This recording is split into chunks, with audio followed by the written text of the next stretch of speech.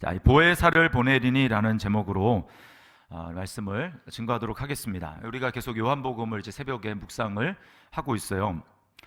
요한복음 13장 후반부터 제 제자들의 마음을 사로잡는 감정은 뭐였냐면 이 슬픔과 두려움, 근심이었습니다. 근심, 슬픔, 두려움. 이 감정이 그들의 마음을 사로잡았어요. 왜냐하면 예수님이 계속해서 떠날 것에 대해서 말씀을 하셨기 때문입니다. 자, 거기다가 오늘은 이 제자들의 근심을 더하는 말씀을 하시는데, 너희들이 출교를 당할 것이다. 유대인 공동체가 너희를 내쫓을 것이다. 그리고 심지어는 너희를 죽이면서 이렇게 하는 것이 하나님을 잘 섬기는 예다, 법이다, 이렇게 이야기를 할 것이라고 이야기를 합니다. 출교뿐만 아니라 이 죽음까지도 당할 수 있다라고 하는 이야기를 하는 거예요. 그러니까 제자들이 두려웠습니다. 예수님이 계신 상황에서는 제자들은 두려워하지 않았어요. 왜냐하면 문제가 생기면 예수님이 다 해결해 주실 테니까 제자들은 걱정할 필요가 없었습니다. 자, 그런데 그랬기 때문에 이제 제자들이 큰 소리도 쳤죠. 내가 주님을 위해서 죽는 자리까지 가겠습니다, 이렇게 이야기하지 않습니까? 근데 지금 예수님이 떠난다고 하니까 이제 급 슬퍼지고 걱정이 되고 염려가 몰려오는 거예요.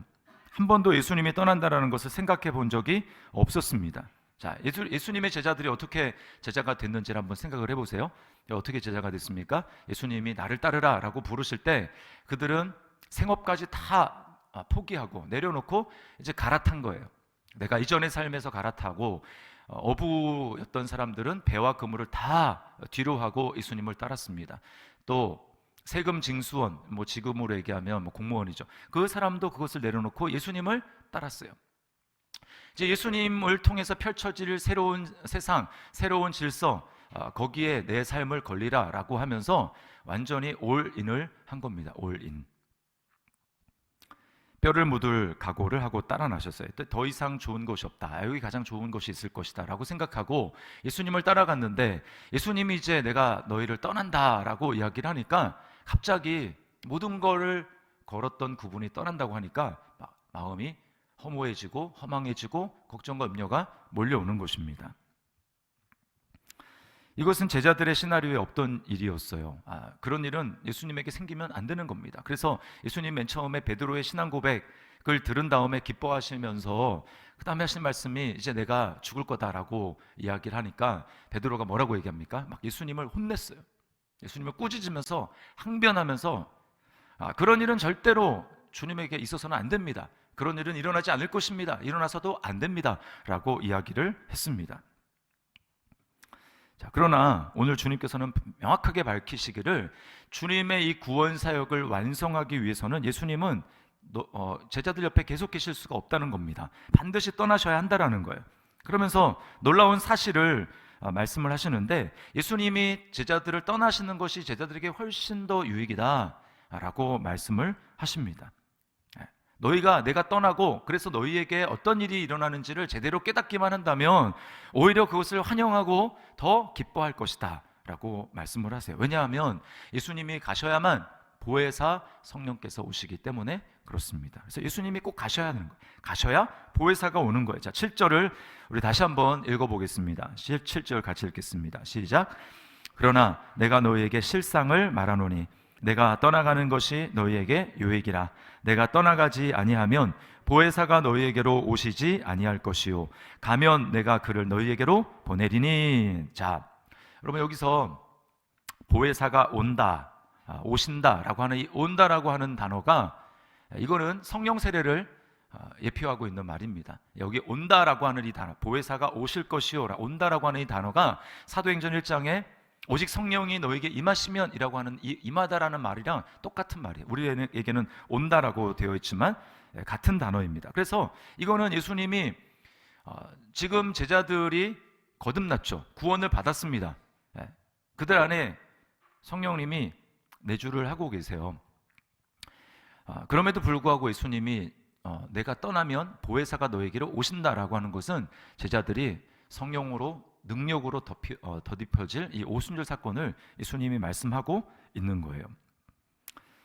자, 예수님이 떠나신다고 하는 것은 어디로 떠난다라는 겁니까? 예수님이 오셨던 곳 아버지에게로 돌아가신다라는 거고, 아버지에게 돌아가서 예수님 어디 앉으십니까? 보좌 우편에 앉으시죠. 그 말은 예수님이 이제 명실상부하게 공식적으로 마귀의, 이 세상 임금인 마귀의 권세를 물리치시고 예수님이 공식적인 왕으로 등극하셨다라는 것을 말하는 거예요. 전쟁에서 승리하고 왕으로 등극하시는 겁니다. 그러면 고대 나라에서는 전쟁에서 승리를 하잖아요. 그러면 이제 백성들에게 선물을 줍니다. 무슨 선물을 주느냐? 이 전리품을 주는 거예요. 포로로 잡아서 그 노획한 그 모든 부분에 대해서 이 백성들에게 그것을 전리품으로 선물로 나눠주는 것입니다. 그러니까 예수님이 지금 이런 개념으로 뭐라고 하냐면, 내가 아버지께로 떠나가면 내가 너희에게 성령을 보낼 것이다. 이것을 선물로 예수님이 표현을 하세요. 자, 사도행전 2장 38절 말씀 우리 함께 읽어보겠습니다. 시작. 베드로가 이르되 너희가 회개하여 각각 예수 그리스도의 이름으로 세례를 받고 죄사함을 받으라. 그리하면 성령의 선물을 받으리니. 이 오순절에 성령 세례를 받고 능력으로 더딥혀진 이 베드로가 설교를 하는데, 복음을, 예수 그리스도에 대해서 막 증거를 하는데 뭐라고 얘기합니까? 성령의 선물을 받으리니. 그리하면 성령의 선물을 받으리니. 그 성경 여러분이 찾아보시면 난회주에 성령의 선물을 받으리니 이렇게 되어 있고, 난회주에 뭐라고 되어 있냐면 성령을 선물로 받으리니 이렇게 되어 있습니다. 그러니까 예수님이 오순절에 제자들에게 또 믿는 자들에게 부어주실 그 성령은 성령 자체를 부어주신다라는 거예요. 성령의 은사, 성령을 통해서 받는 그런 영적인 다른 부차적인 은사들을 얘기하는 게 아니고 성령 자신을, 성령님을 부어주시는 것, 그걸 선물로 주신다라는 겁니다. 그게 아버지에게로 가야 내가 왕으로 등극하고 그래서 너에게 공식적으로 줄 수 있는 것이다라고 말씀을 하고 있는 거예요. 성령으로 충만함을 받고 예수의 영으로 충만해지고 예수로 충만해지는 것, 그것이 바로 예수님이 주실 선물이라는 겁니다. 왜 그렇습니까? 세상에서, 우리가 이 세상에 살아가면서 이것보다 더 놀라운 경험과 체험은 없기 때문에 그럽니다. 이게 바로 천국의 경험이에요. 천국의 경험. 이 땅에서 누릴 수 있는 최고의 천국의 근사치의 경험입니다. 그 기독교 서점에 가보면 이제 내가 본 천국, 무슨 천국 증언, 여러 가지 각자가 본 경험한 환상 가운데 보든 입신을 하든 해가지고 이 천국을 본 것에 대해서 간증한 그런 책들이 많이 나와 있습니다. 그걸 보면 황금집이 어떻고, 꽃과 나비들이 엄청나게 많이 있고, 무슨 향내가 진동을 하고, 흰 옷을 입은 사람들이 있고, 그 사람들이 만면에 웃음을 띠고 있고, 이런 묘사들이 이어집니다. 이제 그런 것들을 이렇게 읽다 보면 이 세상에는 우리가 경험하기가 참 힘든 것들이니까 그걸 보면서 어때요? 나도 한번 좀 가보고 싶다. 나도 한번 좀 이런 경험을, 왜 나는 입신을 안 시켜주시나?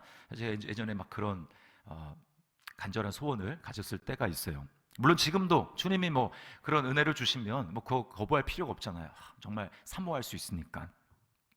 자, 그런데요, 그런 간증집에서 간증하는 것들이 놓치는 것이 있습니다. 그게 뭘까요? 천국을 천국되게 하는 본질, 그걸 놓치고 있어요. 천국을 천국되게 하는 본질. 나비와 꽃이 중요한 게 아닙니다. 천국을 천국되게 하는 그 본질이 무엇입니까? 하나님, 아버지 하나님, 아들 예수 그리스도, 성령 하나님, 삼위 하나님이 그곳에 계신다. 그것이 천국이 되는 것이죠. 만약 예수님이 안 계신다, 그러면 그것은 화려한 지옥이지 더 이상 천국은 아니에요.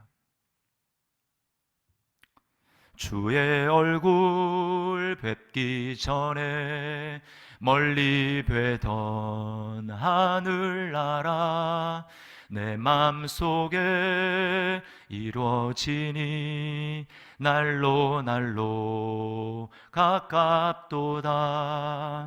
주 예수와 동행하니 그 어디나 하늘나라. 예수님의 얼굴을 예전에는 아주 희미하게 보였는데 내가 정말 주님의 사랑을 받고 복음을 깨닫고 하나님의 말씀을 알면 알수록 그 주님의 얼굴이 생생하게 보이고 주님과의 친밀한 동행이 더 깊어지고, 그러므로 말미암아 이 기쁨이 충만한 것이죠.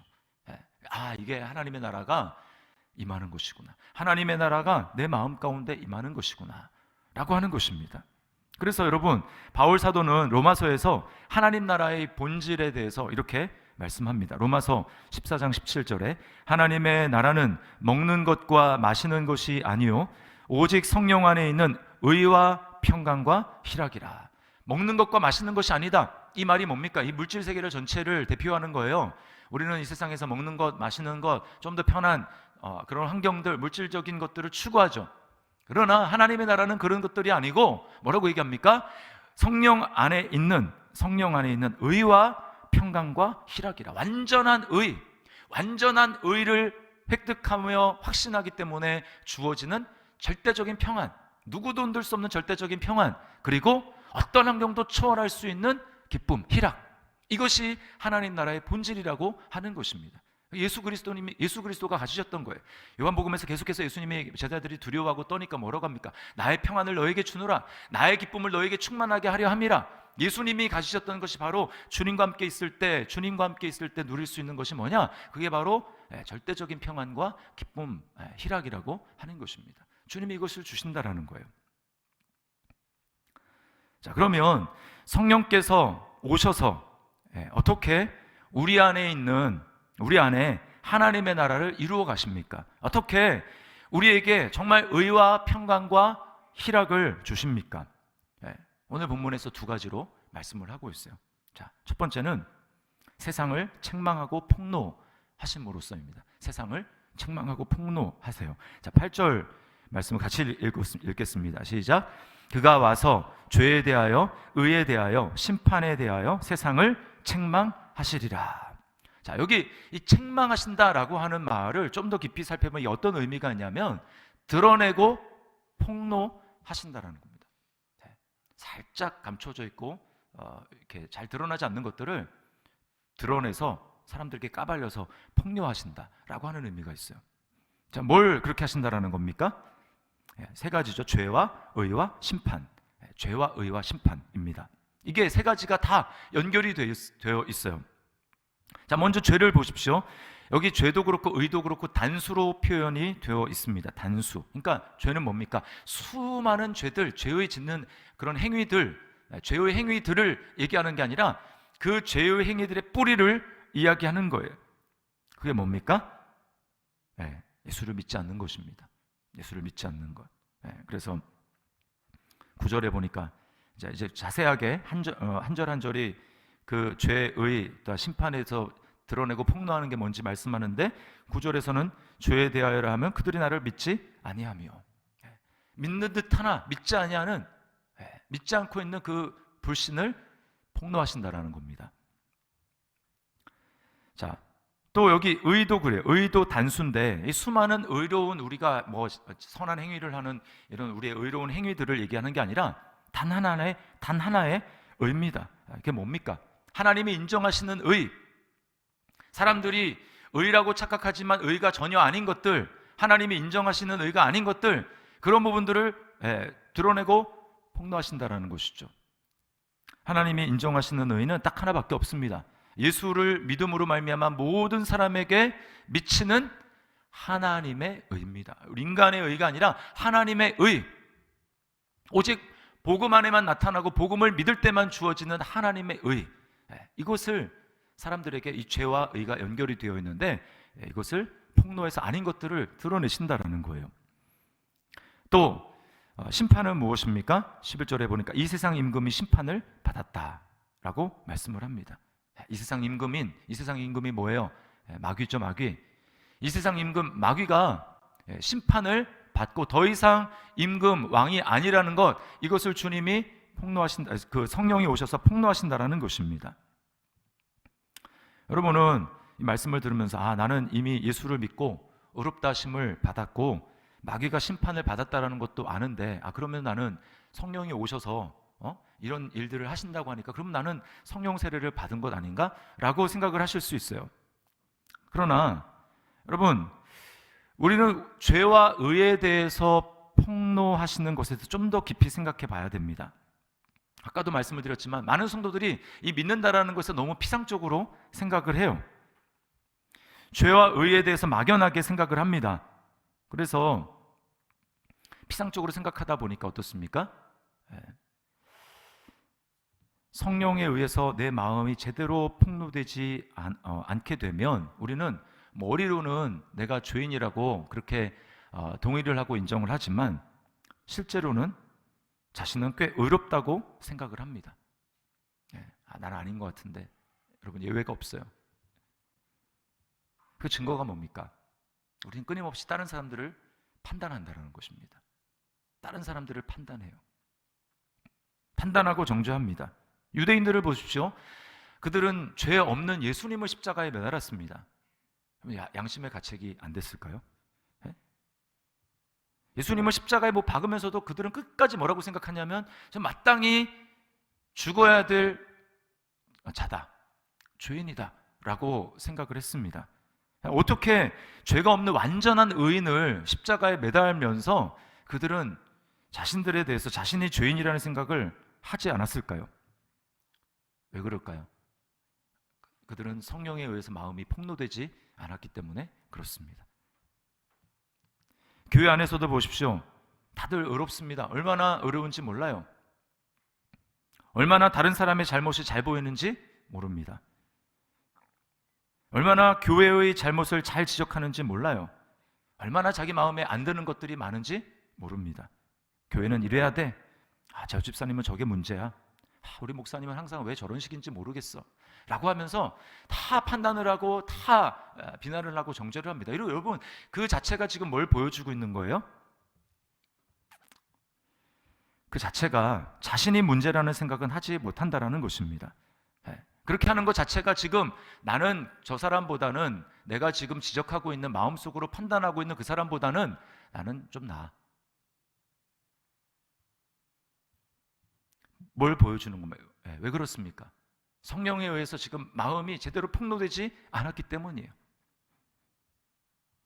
우리 마음속 깊숙한 곳에 있는 나의, 내가 생각하는 나의 의, 나의 자아, 이것이 폭로되고 하나님 앞에서 꼬꾸라지지 않을 때 여러분, 우리가 원하는 성령 세례는 임하지 않습니다. 우리 자아가 깊이 폭로되기 시작한다는 것 자체가 뭘 보여주느냐? 내가 내 죄를 이전보다 더 심각하게 고민하기 시작하고 그 죄 때문에 내가 괴로워하기 시작한다는 자체가 뭘 보여주는가? 우리에게 지금 진짜 하나님의 은혜, 진짜 성령님의 은혜가 지금 제대로 임하고 있다는 증거입니다. 성령 세례가 지금 곧 올지도 모른다라고 하는 이 전조 증상이에요.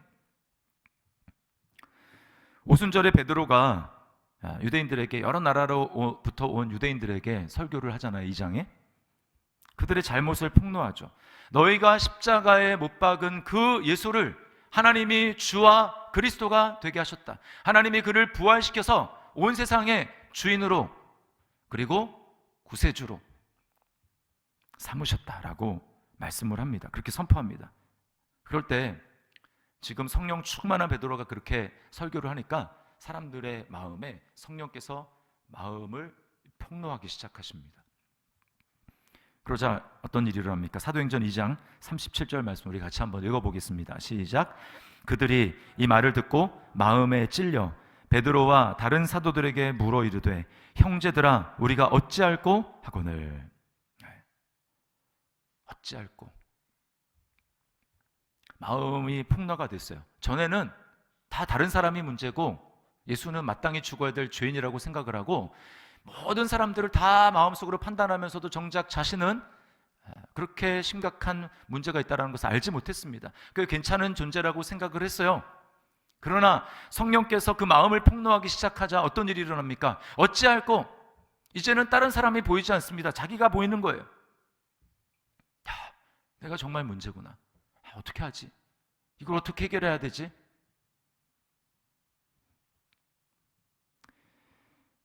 평양 대부흥 운동이 일어날 때 뭐 그 전후 다 마찬가지였습니다.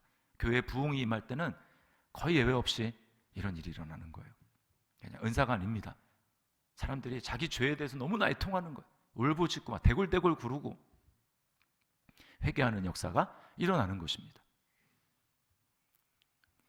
로이드 존스 목사님의 말을 들어보세요. 이렇게 얘기합니다. 만일 여러분이 죄와 여러분의 죄성으로 인하여 진정으로 슬퍼하고 있다면 축복이 가까이 왔어도 놀라지 말아야 합니다. 여기 축복이라는 것은 성령 세례를 말하는 거예요. 저는 여러분이 여러분의 죄성으로 인하여 진정으로 애통하는 것을 의미합니다. 오늘날 사람들은 얼마나 애통하고 있습니까? 오늘날 우리가 성령 세례에 대하여 거의 들을 수 없는 것은 놀라운 일이 아닙니다. 사람들이 심지어는 이 진리의 가르침에 반대하고 있는 것도 놀라울 일이 아닙니다. 사람들은 죄로 인해 애통함을 알지도 못합니다. 우리는 쉬운 구원, 쉬운 회개, 쉬운 결심의 시대에 살고 있습니다. 그러니까 성령의 역사가 안 하는 겁니다. 현대의 기독교와 과거 우리 부흥의 시대에 선배들이 경험했던 기독교의 차이가 뭔 줄 아십니까? 바로 이거예요. 쉬운 구원, 쉬운 회개, 쉬운 결심. 죄에 대해서 애통하는 마음이 없습니다. 그러니까 성령 세례가 그 당시엔 엄청나게 부어지고 그렇게 놀라운 부흥이 일어났는데 오늘날에는 그런 일을 찾아보기가 쉽지가 않은 이유가 뭐냐? 죄에 대해서 내 자신의 마음의 양심에 대해서 폭로하시는 그런 성령님의 은혜, 그리고 내가 그렇게 죄에 대해서 애통하지 않기 때문에 그런 것입니다. 자, 두 번째는 성령님은 예수님에게로 우리를 인도하심으로써 우리를 새롭게 하십니다. 우리에게 하나님의 나라가 임하게 하십니다. 자, 13절 14절 말씀을 같이 한번 읽어보겠습니다. 시작. 그러나 진리의 성령이 오시면 그가 너희를 모든 진리 가운데로 인도하시리니 그가 스스로 말하지 않고 오직 들은 것을 말하며 장래일을 너희에게 알리시리라. 그가 내 영광을 나타내리니 내 것을 가지고 너희에게 알리시겠습니다. 자, 여기 모든 진리 가운데로 인도하신다. 여기 이 진리는 단수로 표현이 되어 있어요. 그리고 그 앞에 정관사가 붙어 있습니다. 이게 뭘 얘기를 하느냐? 하나님의 수많은 말씀들을 얘기하는 게 아니라 콕 집어가지고 예수 그리스도를 말하는 것입니다.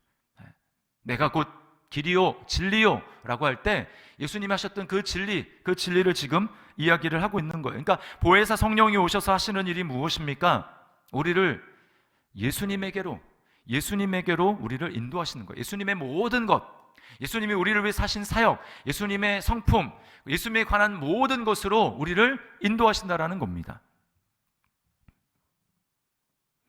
그래서 성령 세례를 받고 성령으로 충만해지면 성령님은 우리로 하여금 예수님의 충만함으로 이끄시는 거예요. 이 모든 것을 내가 이전에 알던 수준과는 차원이 높은 수준으로 차원이 다르게 성령님이 우리로 하여금 깨닫게 하시고 알게 하시고 누리게 하신다라는 것입니다. 그러므로 성령 세례를 자꾸 은사랑 성령의 은사들이랑 연결 지으려는 시도는 잘못된 거예요. 사탄이 미혹하는 것입니다. 은사가 필요 없다는 얘기가 아니에요. 우리 본질을 추구해야 된다는 겁니다. 본질. 성령 세례는 우리로 하여금 예수님을 더 깊이 알게 하시고 누리게 하시고 사랑하게 하시는 역사예요. 사랑하니까 더 알고 싶고, 그래서 사랑하니까 담대하게 복음을 전하는 복음의 증인이 되는 것입니다. 성령 세례를 받으면 말씀을 깨닫는 정도가 달라져요. 이전과 달라집니다. 말씀이 말씀끼리 연결되기 시작합니다. 창세기부터 요한계시록까지 말씀이 이어지기 시작합니다. 그리고 그 말씀을 통해 가지고 이전에는 그 말씀이 조각조각 보이던 것들이 하나로 꿰어지면서 거대한 하나님 나라가 보이게 되고, 그 거대한 하나님 나라의 중심에 바로 왕으로 좌정하신 예수 그리스도, 그분을 더 선명하게 보게 되는 거예요. 야, 이게 정말 주님을 나타내는 것이었구나. 이것은 신학 교육으로 얻을 수 있는 것이 아닙니다. 제가 신학 교육 다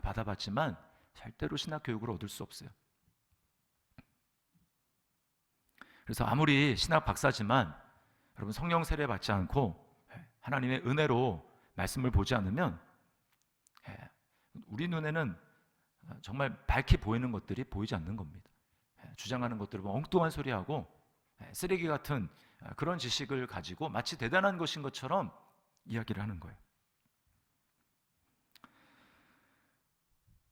성령께서 하시는 겁니다. 예수님은 제자들에게 하실 말씀이 굉장히 많다고 그랬죠. 내가 너희에게 정말 할 말이 많지만 그러나 뭐라고 합니까? 지금은 감당하지 못하리라. 아직 그들이 성령으로 세례를 받지 못했기 때문에 예수님이 수많은 것들을 알려주어도 그를 깨닫지 못하는 거예요. 그래서 자주자주 복음서에 보면 어떤 일이 있습니까? 아직도 깨달음이 없느냐? 너희가 아직도 깨닫지 못하느냐? 제자들이 예수님께 직접 보고 배운 게 얼마나 많습니까? 직접 듣고 보고 직접 경험한 것들이 굉장히 많죠. 그럼에도 불구하고 깨닫지 못하는 거예요. 성령 세례를 받지 못하니까 깨닫지를 못하는 것입니다. 아무리 대단한 것을 봐도 육신의 한계에 갇혀가지고 이거 자기를 뛰어넘지 못하는 거니까 그래서 깨닫지 못하는 거예요. 자기 한계에 갇혀가지고 말씀을 보지 못하는 것입니다. 존 플라벨이라는 청교도 목사님이 계시는데 이분이 자신의 체험을 이렇게 고백했어요. 나는 내가 읽은 모든 책과 천국에 대해서 즐겨 이야기했던 것보다도 성령 세례에 의해서 더욱더 천국의 생활을 잘 이해하게 되었다. 고린도전서 2장 10절 11절 말씀 우리 같이 한번 읽어보도록 하겠습니다. 시작. 오직 하나님이 성령으로 이것을 우리에게 보이셨나니 성령은 모든 것 곧 하나님의 깊은 것까지도 통달하시느니라. 사람의 일을 사람의 속에 있는 영 외에 누가 알리요? 이와 같이 하나님의 일도 하나님의 영 외에는 아무도 알지 못하느니라. 아멘. 성령의 세례를 받으면 주님에 대해서 깨닫고 알고 증거하게 되는 것입니다. 연결되게 되는 거예요. 여러분 오늘 주님이 하신 말씀을 기억하십시오. 주님이 뭐라고 합니까? 내가 가면 보혜사를 너희에게 보내리니 보혜사가 오시면 그가 세상을 책망하시고 죄에 대해서 의에 대해서 심판에 대해서 세상을 책망하시리라. 그리고 그 보혜사가 오시면 그가 너희를 모든 진리 가운데로 인도하실 것이다. 이게 보혜사가 오셔서 하시는 일이에요. 그러므로 여러분 예수님이 이 말씀을 왜 하시겠습니까? 보혜사가 오면 보혜사를 영접하고 보혜사 성령님을 간구하고 그렇게 갈망하라는 것입니다. 그게 우리의 우선순위가 되어야 된다는 거예요. 성령이 우리에게 부어주실 때 우리가 누리는 또 깨닫게 되는 알게 되는 주님의 사랑과 또 하나님의 나라의 깊은 그 정도는 우리가 인간의 육신의 머리로 추론해서 따져서 상상해서 아는 것으로는 절대로 이룰 수 없는 놀라운 하나님의 은혜가 우리에게 있는 것입니다. 그래서 오늘 정말 우리가 주님의 은혜를 간절히 사모할 때 우리에게 주님 나의 죄가 주님 앞에서 성령님 앞에서 정말 드러나게 하시고 나의 의도가 드러나게 하시고 내가 얼마나 하나님 앞에 나의 죄가 그것을 가로막고 있는지 깨닫게 하여 주시고 거기서 돌이키게 하여 주시고 그래서 정말 성령의 충만함을 누릴 수 있도록 인도하여 주시고 이 땅 가운데서 예수님에 대해서 정말 말씀에 대해서 주님을 더 깊이 알고 주님의 모든 것을 그것으로 인도되는 그러한 은혜를 경험하고 그래서 담대하게 예수님의 증인으로 살아갈 수 있기를 주님 제가 그렇게 갈망합니다 라고 주님 앞에 간구하며 나아가는 우리 저와 여러분들이 될 수 있기를 주님의 이름으로 축원합니다.